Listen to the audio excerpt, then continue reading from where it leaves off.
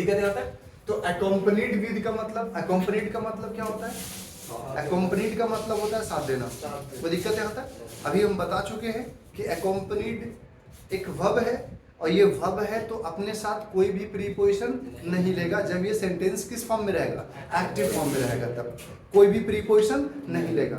नहीं लेने के पीछे रीजन कुछ नहीं, बाद में बात करें क्यों नहीं लेगा।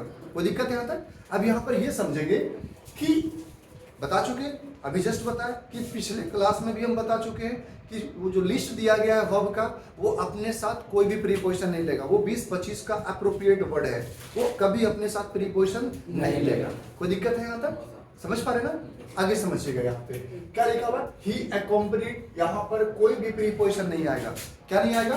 कोई प्रीपोजिशन नहीं आएगा। हाँ, अकॉम्पनीड वर्ड ना हो करके अगर यहाँ पे चाहे तो कम विद लिख सकते हैं, या फिर यहाँ पर गो विद लिख सकते हैं।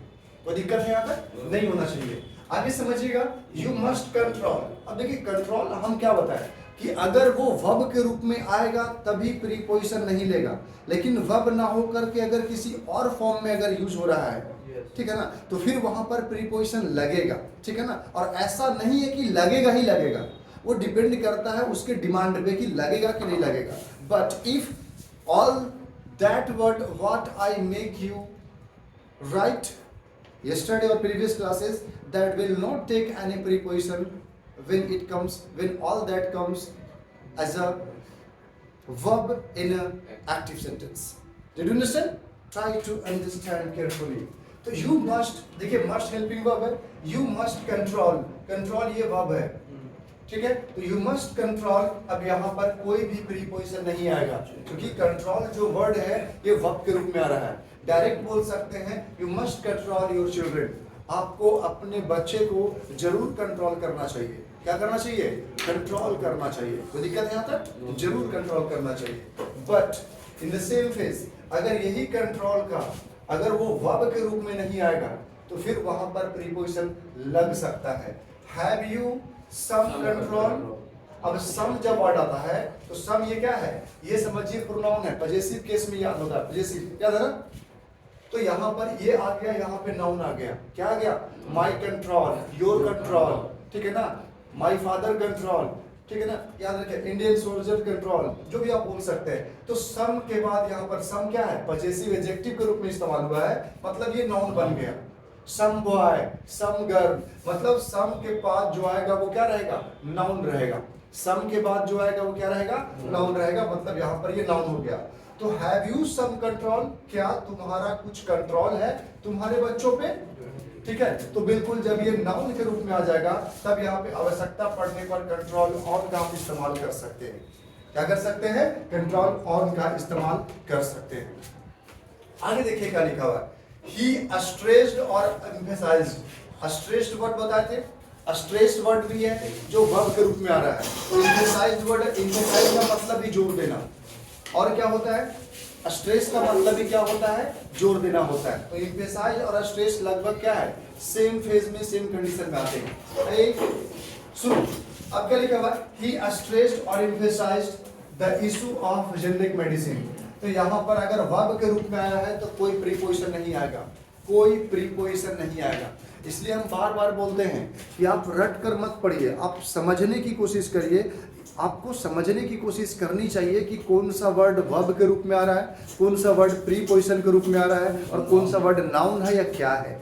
समझ पा रहे? आप रटने की कोशिश करेंगे तो बहुत प्रॉब्लम हो जाएगा, आप समझ नहीं पाएंगे।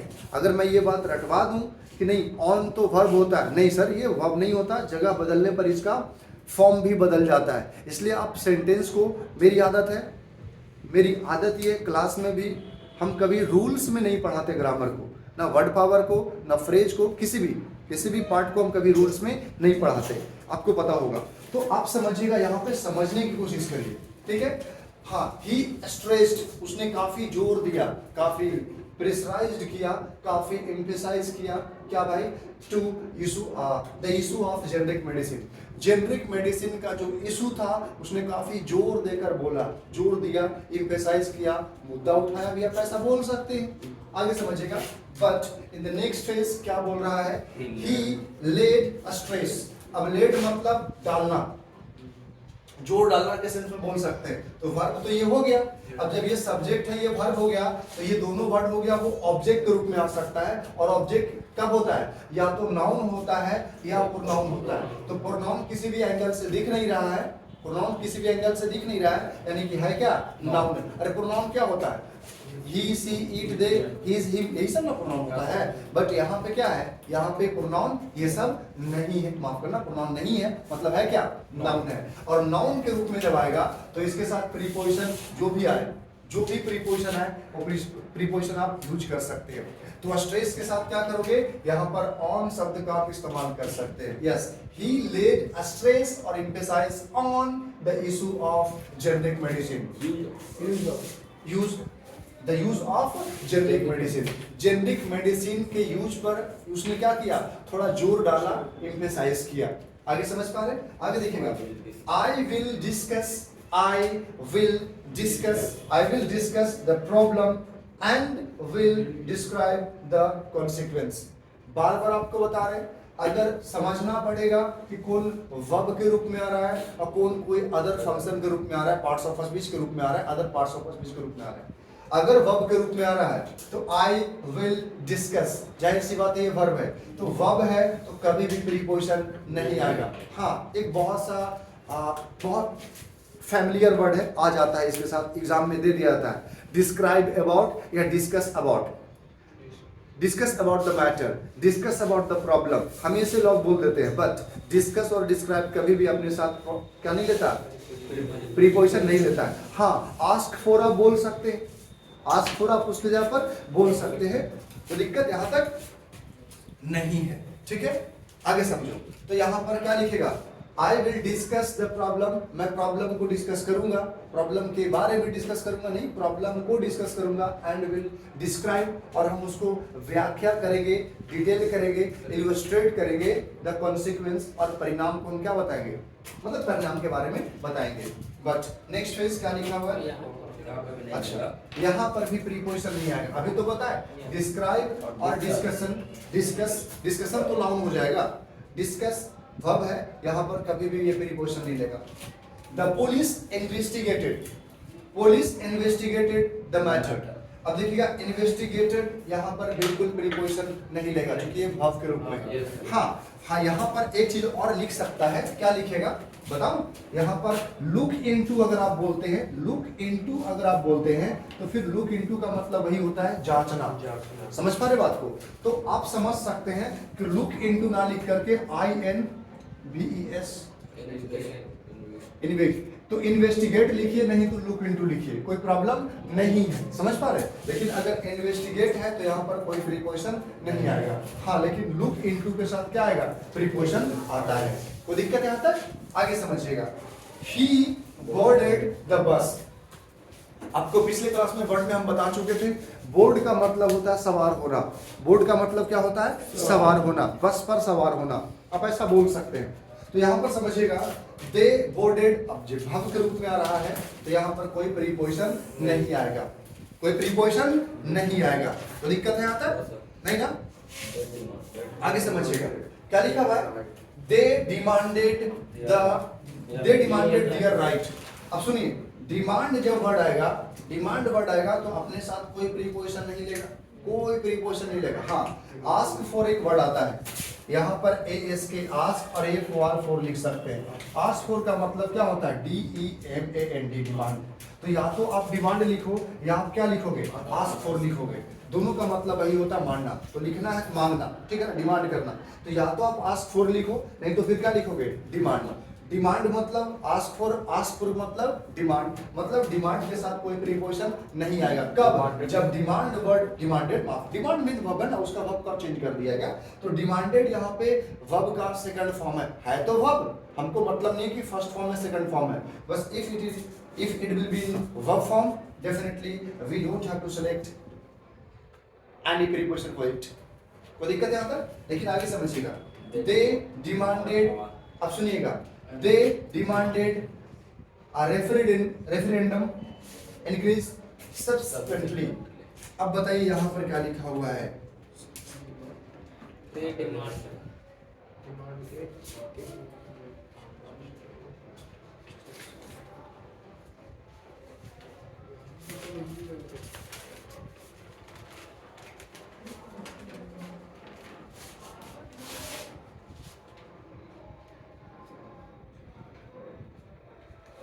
चलो क्या बनाओगे?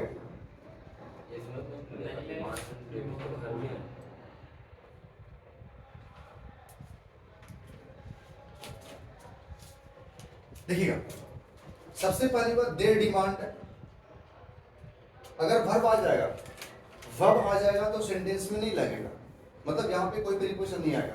लेकिन दे डिमांड अ रेफरेंडम, नहीं दे नहीं बल्कि दा कर दो, ज़्यादा बेहतर समझ में आएगा। द डिमांड, अब यहां पर प्रीपोजिशन क्या आ जाएगा? For. The demand for a referendum, मतलब रेफरेंडम मतलब समझ में आता है? रेफरेंडम मतलब, अरे क्या बोलते हैं, बहुत सारे भारत के जो राज्य हैं वहां पे रेफरेंडम करवा दिया गया ना, मतलब जनता का वोट ले लिया गया, जनता का मत ले लिया गया और उसको मिला, जनता का वोट लेकर के, मत लेकर के क्या कर लिया गया, भारत में मिला दिया गया जनमत संग्रह के द्वारा, सैन्य अभिक्रिया द्वारा, याद है ना, याद रखिएगा। तो the demand for uh referendum जाहिर सी बात है जनमत का डिमांड हो रहा था, इंक्रीज सब्सिक्वेंटली, यहाँ पर डिमांड क्या है, चूंकि द डिमांड, यहाँ पर द डिमांड मतलब ये डिमांड क्या है, नाउन हो गया, नाउन हो गया मतलब यहाँ पर क्या लगेगा, फॉर लगेगा। कोई दिक्कत नहीं होता, आगे समझिएगा। ही अटैक हर, अटैक कभी भी प्रीपोजिशन नहीं लेगा अगर ये वर्ब के रूप में है तो, समझ पा रहे बात को। लेकिन यहाँ पे एन अटैक, अब बताओ, आपको पहले भी बता चुके हैं कि ए और एन का इस्तेमाल तभी होता है जब कोई नाउन होता है, नाउन के पहले ही ए और एन आर्टिकल का इस्तेमाल होता है। इसका मतलब कि एन अटैक अगर लिखा हुआ है तो क्या होगा, एन अटैक के साथ क्या लगेगा, प्रीपोजिशन बिल्कुल भी नहीं लगेगा। एन अटैक के साथ सुनिए, तो एन अटैक सुनो, यहाँ पर अटैक ये वर्ब है, प्रीपोजिशन नहीं लगेगा। लेकिन यहाँ पर अगर एन अटैक, हाँ तो यहाँ पर भी तो नहीं लगेगा, अगर सेंटेंस देखा जाए तो यहाँ पर भी तो हमको नहीं लग रहा है, ठीक है ना। An attack has been reported, attack on, बिल्कुल यहाँ पर ऑन आएगा, an attack on has been reported, ठीक है। आगे समझिएगा, you resemble your mother, resemble मतलब क्या होता है, हूबहू, सेम टू सेम जिसको बोल सकते हैं, सेम, ठीक है। तो रिजेंबल कभी भी अपने साथ क्या नहीं लेता, रिजेंबल कभी भी अपने साथ क्या नहीं लेता, प्रीपोजिशन नहीं लेता है, रिजेंबल लेता है, प्रीपोजिशन नहीं लेता है। आगे समझिएगा, क्या लिखा हुआ है, ही साइंड, देखिएगा ही साइंड, अब यहाँ पर क्या लेगा, यहाँ पर कोई भी प्रीपोजिशन नहीं लेगा, क्योंकि वर्ब के रूप में है तो कभी भी कोई भी प्रीपोजिशन नहीं, कोई प्रीपोजिशन नहीं लेगा, कोई लेगा प्रीपोजिशन नहीं लेगा। आगे बताइएगा अगला सेंटेंस क्या लिखा हुआ है,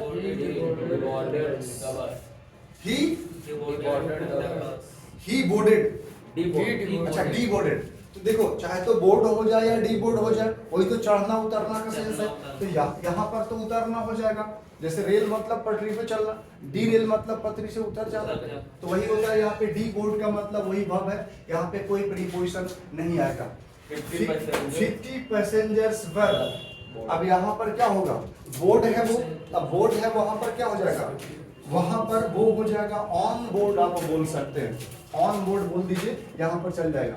50 पैसेंजर्स वर ऑन बोर्ड मतलब 50 पैसेंजर क्या है, वो बोर्ड उसमें सवार है, सवार है मतलब चढ़ा हुआ है, वो वर्ब नहीं है। आगे समझिएगा, आई रीच्ड होम ऑफिस या जो भी है, माय ऑफिस जो भी बोल सकते हैं, तो यहाँ पर अगर रीच्ड का मतलब कोई भी प्रीपोजिशन नहीं लेता है, कोई दिक्कत यहाँ तक, हाँ, लेकिन यहाँ पर आपको लगाना पड़ जा सकता है, बोलिए क्या हो जाएगा जी,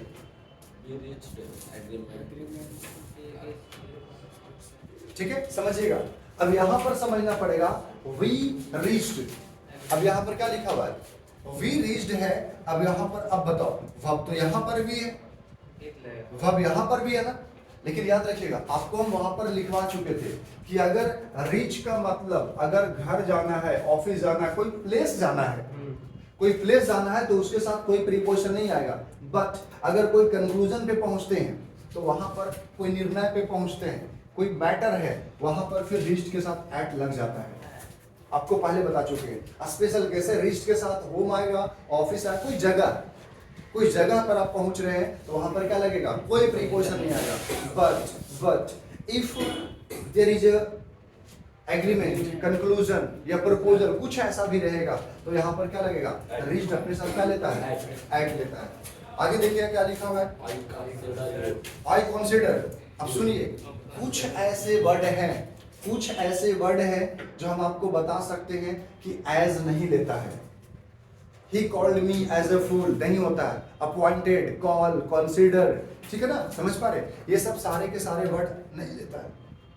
चूज, इलेक्ट, थिंक, ये सब जितने भी सारे वर्ड हैं ये कभी भी क्या नहीं लेता, एज नहीं लेता है। बता देना, कोई क्लर्क नियुक्त होगा कि क्लर्क के जैसा नियुक्त होगा। आई अपॉइंटेड एज अ क्लर्क नहीं, एज अ क्लर्क नहीं, आई अपॉइंटेड क्लर्क, समझ में आया। आई अपॉइंटेड एज ए डॉक्टर नहीं होता है, आई अपॉइंटेड डॉक्टर, समझ पा रहे बात को, याद रखिएगा। तो आई कंसीडर यहाँ पर बिल्कुल नहीं आएगा। I consider you my brother, मैं आपको मानता हूँ, समझता हूँ, ठीक है ना, कंसीडर करता हूँ भाई के जैसा, ठीक है। आगे समझिएगा, दिस प्ले कॉम्प्राइजेज। अब कॉम्प्राइजेज अपने साथ कोई प्रीपोजिशन नहीं लेता है, कोई दिक्कत यहाँ तक, चलिए ठीक है, इसको यहीं तक रखते हैं। Thank you.